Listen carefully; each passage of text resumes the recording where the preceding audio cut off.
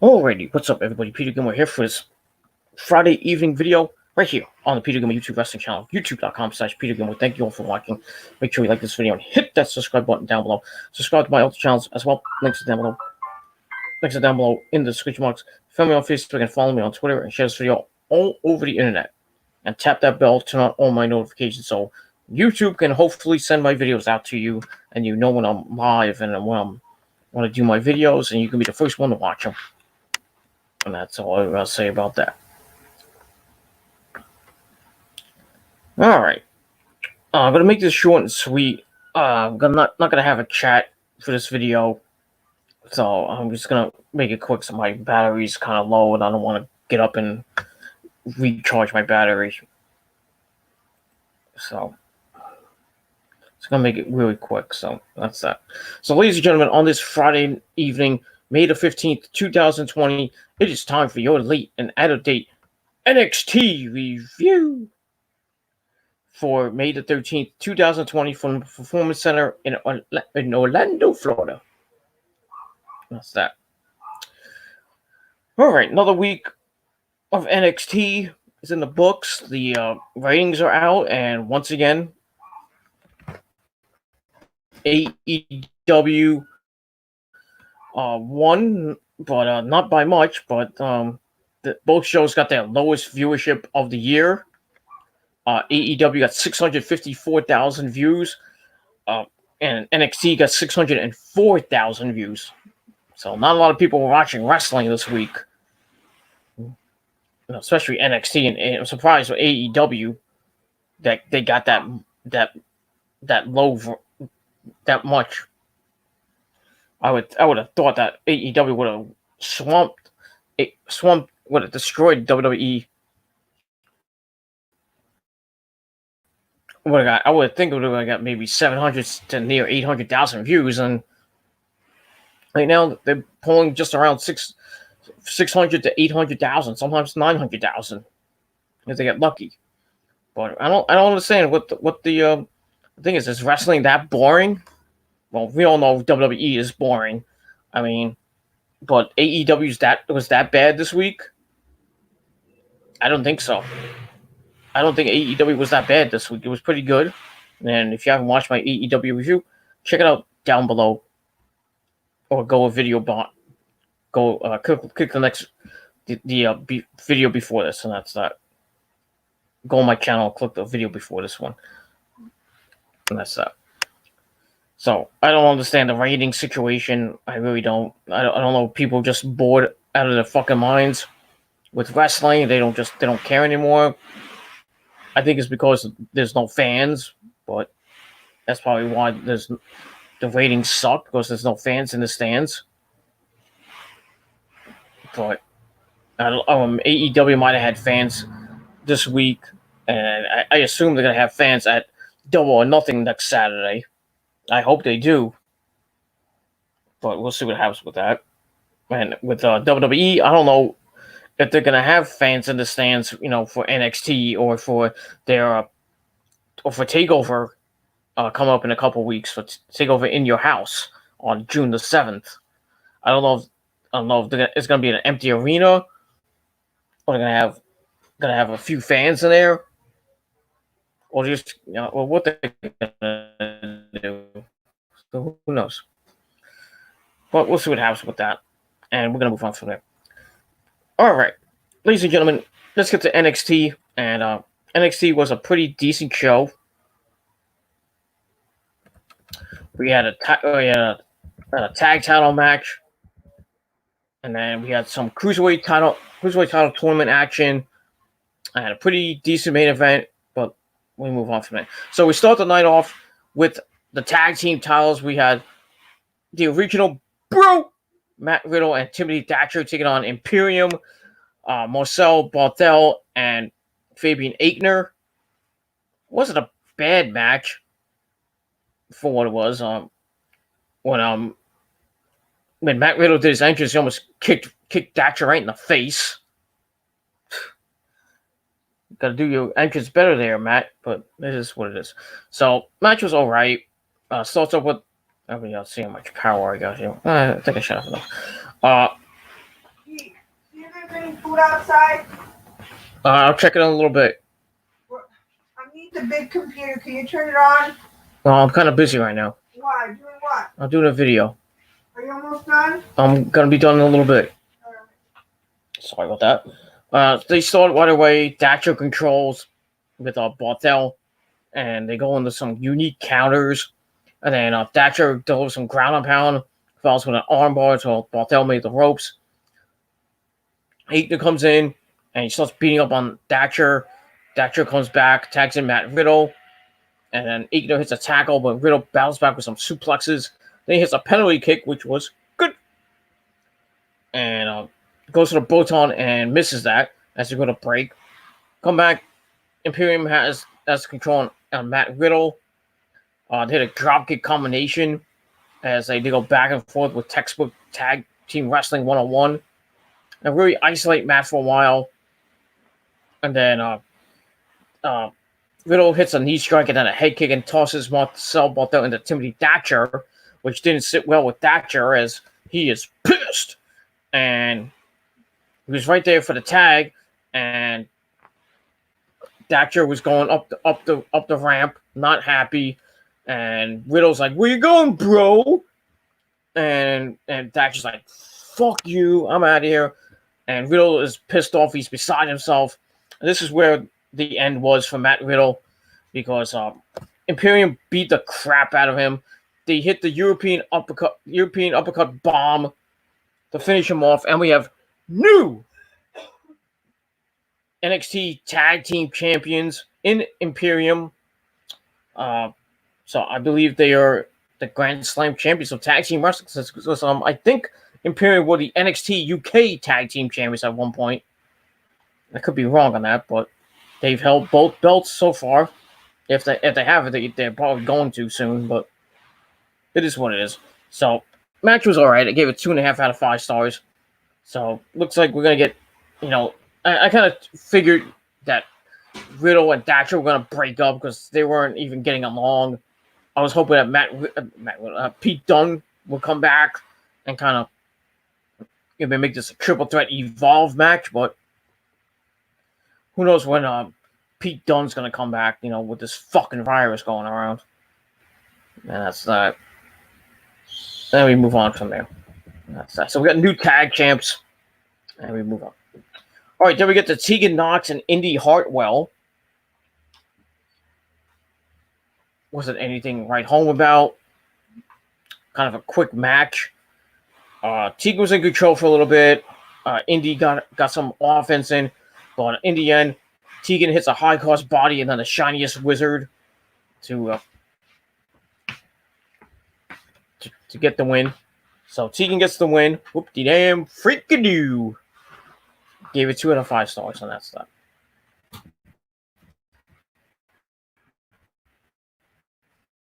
All right, then we got a video between Io Shirai, Rhea Ripley, and Charlotte Flair from last week, where Rhea made a return. We see a video from early in the week where Rhea said she is sickened by Charlotte walking around with her belt. Io couldn't get the job done, and she's going to be the one to bring the title home, even if she has to beat that into Io. So, yeah. So it continues that storyline. And I just hope it's not. They don't have a number 1 contenders match between Rhea and Io, and then Rhea obviously is gonna win it, and then obviously go on to face Charlotte, and obviously gonna win the belt back for the second time. But I'm hoping for a triple threat match and Io wins, but that's just me. That's that. So I give that 2.25 out of 5 stars. I do see Timothy Thatcher and Matt Riddle in the back. Riddle's getting looked at by the trainer. Thatcher comes in. They have a big, humongous brawl. Thatcher hits him with a TV screen. And then we find out later that William Regal made the main event between Matt Riddle and Timothy Thatcher, which is going to be freaking epic. A little Evolve match, They fought in Evolve for many months and a couple of years over the Evolve title and over the WNW title back then. Timothy Thatcher had the Evolve title at one point. Then I forgot who he lost it to. I think he lost to Austin Theory. I'm not sure, but we got that. And Should be a great main event, but we'll see what happens with that later on. All right, then we go to the final Group A matches, or Group A match in the Cruiserweight tournament. We had Jake Atlas taking on Tony Nese. Jake looking for a win. Tony Nese is hopefully trying to get a win to maybe make this tournament a little bit interesting. But it's a pretty quick match, 5-minute match. But went back and forth. Getting near the end, and they were getting some counters. Atlas hits a neck breaker, but Nese fires back, puts Atlas up top. He falls with some kicks. It's up top. Atlas fires back and then dumps him to the mat. He hits the cartwheel DDT, and that's that. So Jake Atlas gets the win. Pretty short match. I gave it a 2.25 out of 5 stars. And Jake Atlas goes to 2-1. So we'll be giving Kushida a run for his money because Kushida is at 2-0. And he's going to take on Jack Gallagher next week. So that should be pretty interesting. And that's that. So we get that. And we move on. All right, then we get a nice, I guess you can call it Zoom video or a Google Meet video. I don't know. Just like a Skype video, I guess, of our good buddy, my good friend, and Rose's favorite wrestler, Adam Cole, baby. Where he talks about Kyle. He talks with Kyle O'Reilly, who we haven't seen in months. Kyle says he was shooting a movie, and they're all excited. And then Roderick Strong comes in. Oh, they call themselves the Original Three. And then Roddy comes in. They come in. It's all fun. As Cole brags about embarrassing the Velveteen Dream last week and retaining the NXT World Title. Then they talk about Dexter Lumis, and Kyle calls him Dexter Lunis because he's kind of loony. Then they all talk about who should take care of him, and then everyone agreed it should be Roddy. Bad idea. And they say if Lumis has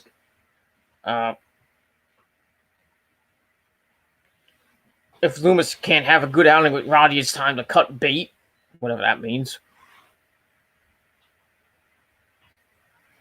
So whatever that means, I don't know. So we get that. So I gave that 2.5 out of 5 stars. So the Undisputed Era are back. The original 4 are back, and Kyle's not back officially wrestling, but hopefully he'll be back at the Performance Center wrestling with the Undisputed Era and out with the Undisputed Era pretty soon. So we get that. But it's nice to see Kyle. He's alive and well. He's not in some hole like Adam Page. But we get that. So we move on. All right, then we get a Karrion Kross and Scarlett Bordeaux vignette. I love this. Love this vignette. They said they're not here to shock a system or be a savior. Kind of going at Johnny Gargano and the Undisputed Era. They said that they're the entertainment, and Tommaso Ciampa was first, but he's certainly not the last. So, very good. Very good. I gave it 2.5 out of 5 stars. I like the music behind it. They're using the Armageddon theme. So that was pretty good. And we got food. What kind of food do we got? You know? This 5-meal emergency kit. Oh, emergency food. Okay. All right, so we'll see what happens with that. So I like the Karrion Kross Scarlett Bordeaux vignettes, and hopefully, we'll see Karrion or Killer Kross and Scarlett back on our TV screens next week. And in a match, probably get some enhancement talent. Then they're probably going to feed them to Adam Cole. Or Adam Cole's going to be fed to Karrion Kross, and Karrion Kross is going to be the NXT World Champ. Or either that before Dexter Lumis might get to him, but who knows? That's that. And we got noise. All right, then we get a video package for Dakota Kai and Raquel Gonzalez. Why, I don't know. Dakota says she cared too much about what other people thought and had to get mentally tougher. She had to stop her rehab just so they could film Tegan Nox's, and she could be in the clip. I don't know what that meant.